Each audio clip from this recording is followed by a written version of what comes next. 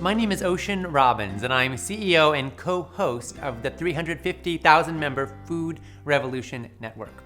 I work with my dad and colleague, 2 million copy best-selling author John Robbins, for a real food revolution. One of the things that I love most about the work that we do is discovering some of the brilliant breakthroughs that can transform the health and the happiness of millions. The video you're about to see is a fabulous example. In it, National Geographic explorer Dan Buettner shares what he's learned as he scoured the globe to find and to study the healthiest and longest-lived people on the planet. In this talk, Dan shares the common diet and lifestyle habits that keep these people vibrant to the age of 100 and beyond, and how you can put these proven success principles to work in your life. This stuff's real. It's literally been proven over centuries, and it's incredibly inspiring. So here you go.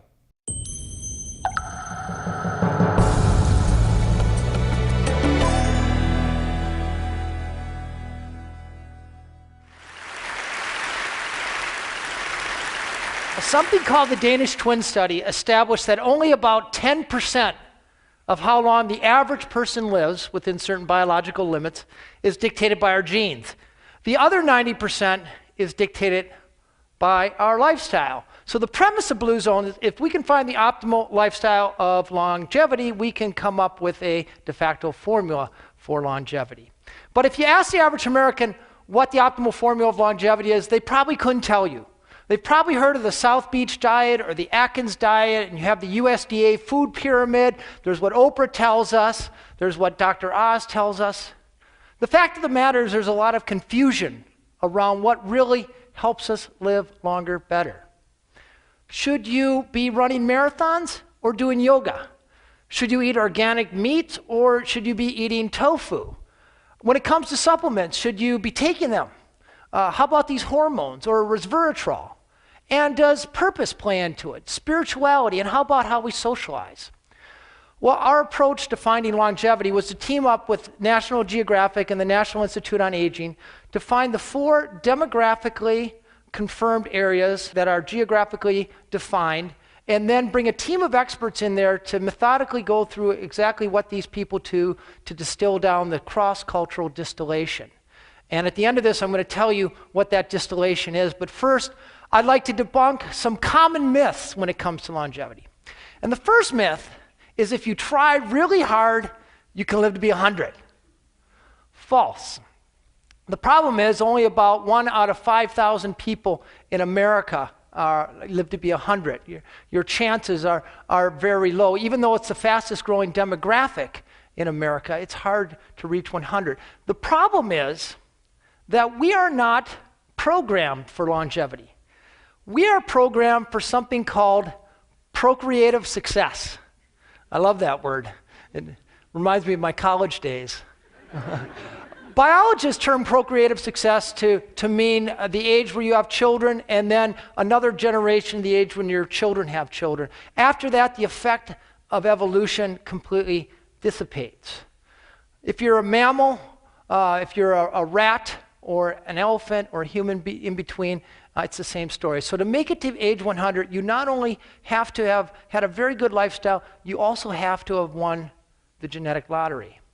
The second myth is there are treatments that can help slow, reverse, or even stop aging. False. When you think of it, there's 99 things that can age us. Deprive your brain of oxygen for just a few minutes, those brain cells die, they never come back.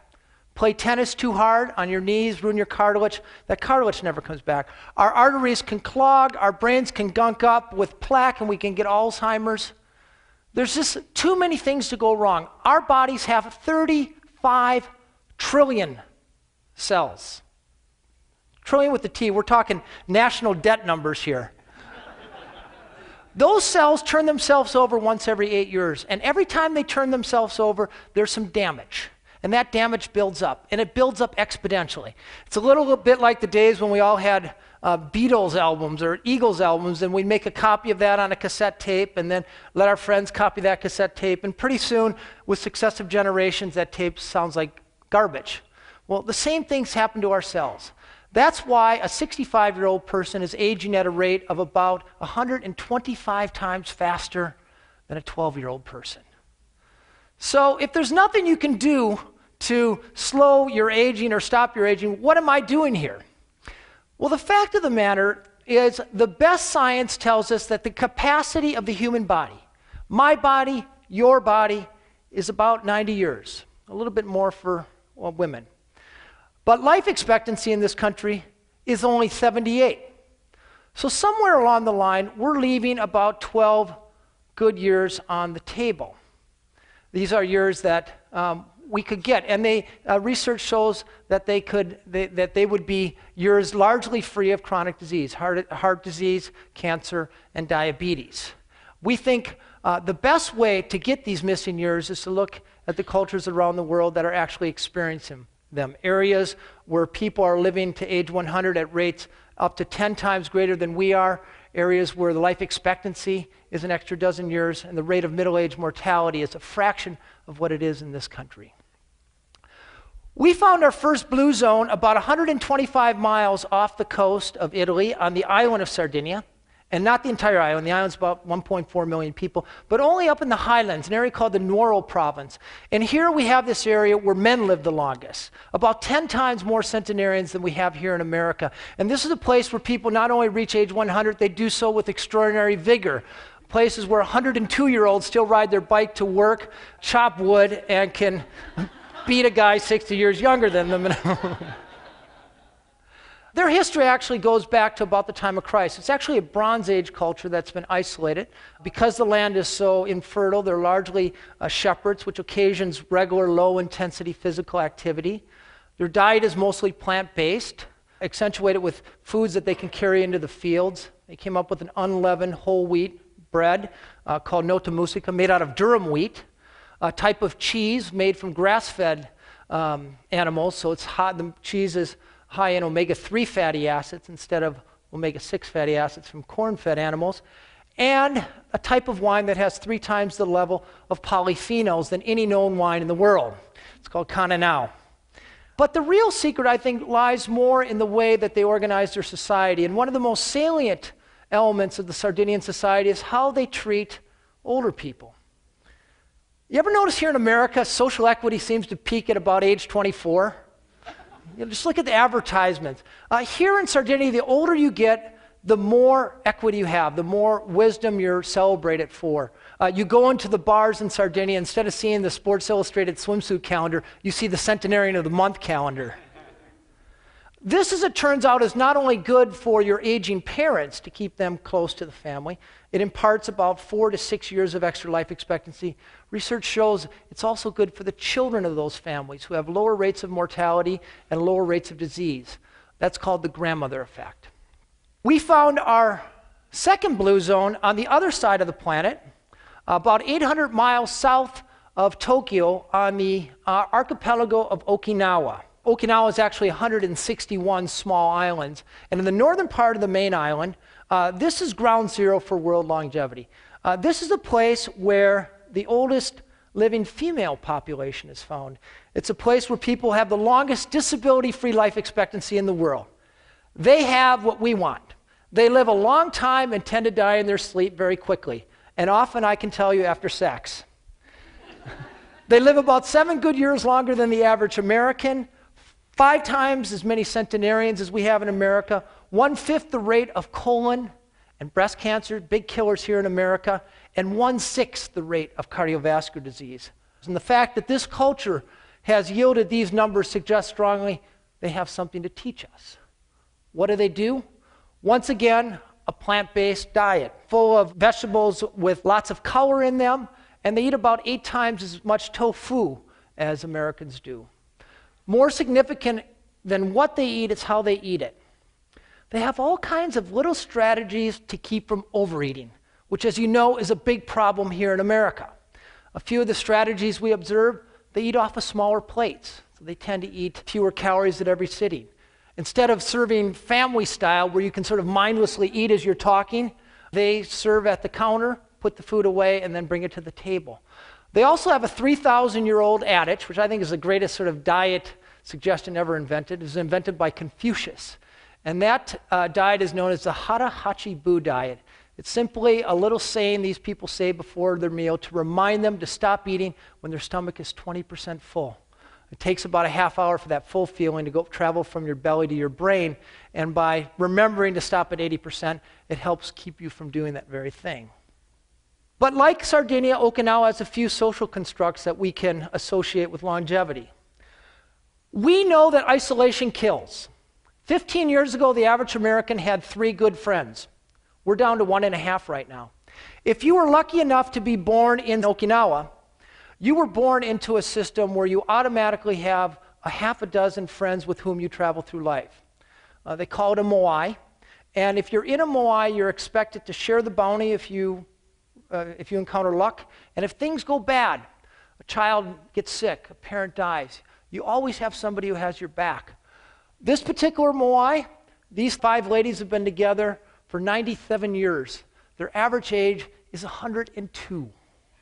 Typically in America, we've divided our adult life up into 2 sections. There's our work life, where we're productive, and then one day, boom, we retire. And typically that is meant retiring to the easy chair or going down to Arizona to play golf. In the Okinawan language, there's not even a word for retirement. Instead, there's one word that imbues your entire life, and that word is ikigai. And roughly translated, it means the reason for which you wake up in the morning. And for this 102-year-old karate master, his ikigai was carrying forth this martial art.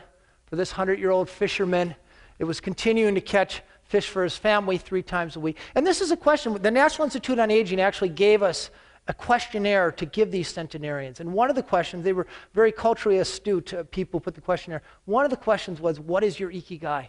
They instantly knew why they woke up in the morning.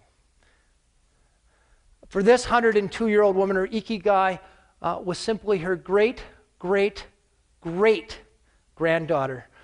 2 girls separated in age by 101.5 years. And I asked her what it felt like to hold a great-great-great-granddaughter, and she put her head back and she said, it feels like leaping into heaven. I thought that was a wonderful thought. My editor at Geographic wanted me to find America's blue zone, and for a while we looked on the prairies of Minnesota, where actually there's a very high proportion of centenarians, but that's because all the young people left. So we turned to the data again, and we found America's longest lived population among the Seventh-day Adventists concentrated in and around Loma Linda, California. Adventists are conservative Methodists. They celebrate their Sabbath from sunset on Friday till sunset on Saturday, a 24-hour sanctuary in time, they call it. And they follow 5 little habits that conveys to them extraordinary longevity, comparatively speaking.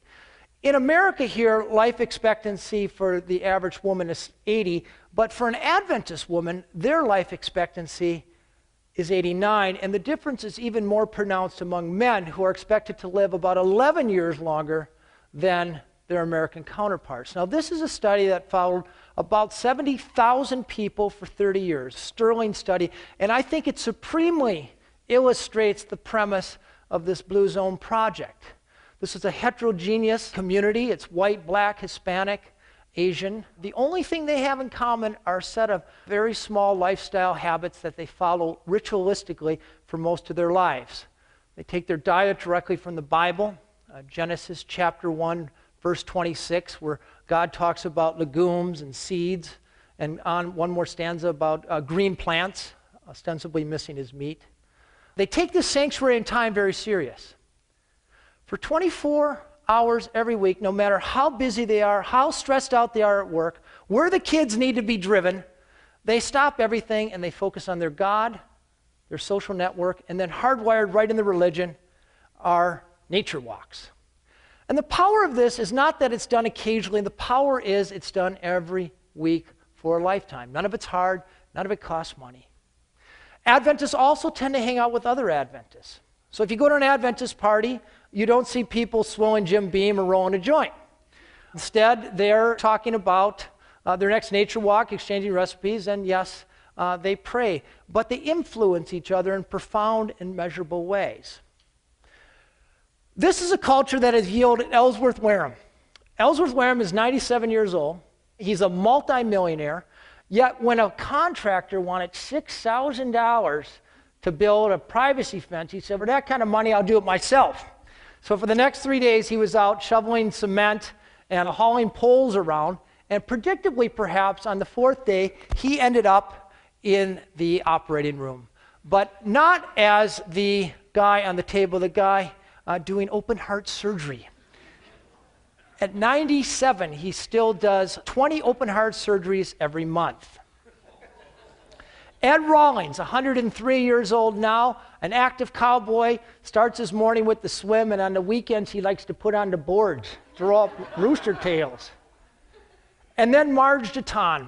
Marge is 104. Her grandson actually lives in the Twin Cities here. She starts her day with lifting weights. She rides her bicycle. And then she gets in a root beer-colored 1994 Cadillac Seville and tears down the San Bernardino Freeway, where she still volunteers for 7 different organizations. I've been on 19 hardcore expeditions. I'm probably the only person you'll ever meet who rode his bicycle across the Sahara Desert without sunscreen. But I'll tell you, there was no adventure more harrowing than riding shotgun with Marge Deton. A stranger is a friend I haven't met yet, she would say to me. So what are the common denominators in these 3 cultures? What are the things that they all do? And we managed to boil it down to 9. In fact, we've done 2 more Blue Zone expeditions since this, and these common denominators hold true. And the first one, and I'm about to utter a heresy here, none of them exercise. At least the way we think of exercise. Instead, they set up their lives so that they're constantly nudged into physical activity. These 100-year-old Okinawan women are getting up and down off the ground. They sit on the floor 30 or 40 times a day. The Sardinians live in vertical houses, up and down the stairs. Every trip to the store or to church or to the friend's house occasions a walk. They don't have any conveniences. There's not a button to push to do yard work or housework. If they want to mix up a cake, they're doing it by hand. That's physical activity. That burns calories just as much as going on the treadmill does. When they do intentional physical activity, it's things they enjoy. They tend to walk, the only proven way to stave off cognitive decline, and they all tend to have a garden. They know how to set up their life in the right way so they have the right outlook. Each of these cultures take time to downshift. The Sardinians pray, the Seventh-day Adventists pray, the Okinawans have this ancestor veneration. But when you're in a hurry or stressed out, that triggers something called the inflammatory response, which is associated with everything from Alzheimer's disease to cardiovascular disease. When you slow down for 15 minutes a day, you turn that inflammatory state into a more anti-inflammatory state. They have vocabulary for sense of purpose. Ikigai, like the Okinawans. You know, the 2 most dangerous years in your life are the year you're born because of infant mortality and the year you retire. These people know their sense of purpose and they activate it in their life. That's worth about 7 years of extra life expectancy. There's no longevity diet. Instead, these people drink a little bit every day, not a hard sell to the American population. They tend to eat a plant-based diet. Doesn't mean they don't eat meat, but lots of beans and nuts. And they have strategies to keep from overeating, little things that nudge them away from the table at the right time. And then the foundation of all this is how they connect. They put their families first, take care of their children and their aging parents. They all tend to belong to a faith-based community, which is worth between 4 and 14 extra years of life expectancy if you do it 4 times a month. And the biggest thing here is they also belong to the right tribe. They were either born into or they proactively surrounded themselves with the right people. We know from the Framingham studies that if your 3 best friends are obese, there's a 50% better chance that you'll be overweight. So if you hang out with unhealthy people, that's going to have a measurable impact over time. Instead, if your friend's idea of recreation is physical activity, bowling or playing hockey or biking or gardening, if your friends drink a little but not too much, and they eat right, and they're engaged, and they're trusting and trustworthy, that is going to have the biggest impact over time. Diets don't work. No diet in the history of the world has ever worked for more than 2% of the population. Exercise programs usually start in January. They're usually done by October. When it comes to longevity, there is no short-term fix in a pill or anything else.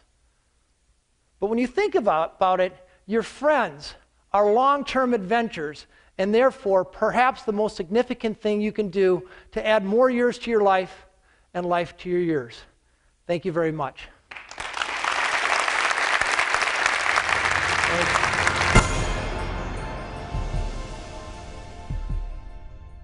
Wow, wasn't that amazing?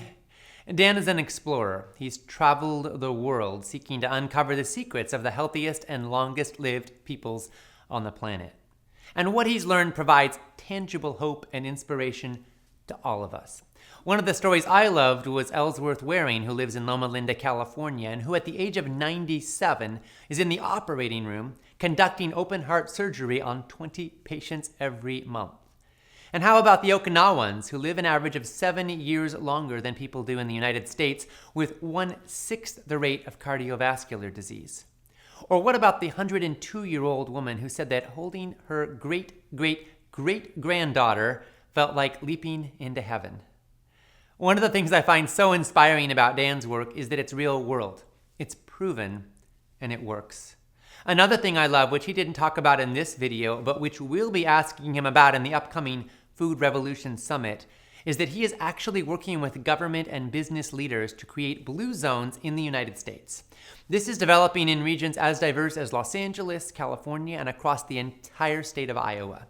You'll get to hear all about it and so much more in the Food Revolution Summit. I'm producing this summit with my dad and colleague, 2 million copy best-selling author John Robbins. We're interviewing 24 of the top food experts on the planet, including Dan, and sharing their brilliant insights with you in a totally free summit. You can join in from anywhere in the world and hear breathtaking interviews with Dan and also with other leading voices and doctors like Sanjay Gupta, Dean Ornish, Christian Northrup, Joel Furman, Mark Hyman, Neil Barnard, and David Perlmutter. You're going to find out what's really going on with our food. You're going to find out what the science actually says and how you can put the latest insights to work to help you prevent disease and to have the vibrant health and the energetic life you deserve. And you'll find out how you can make the biggest possible difference with your food choices and how you can stand up for healthy food for everyone. So make sure to click the link so you can find out all about it and sign up to join us in this totally free online summit. I'm so grateful to be working with you for a real food revolution. And I hope I get to see you in the summit.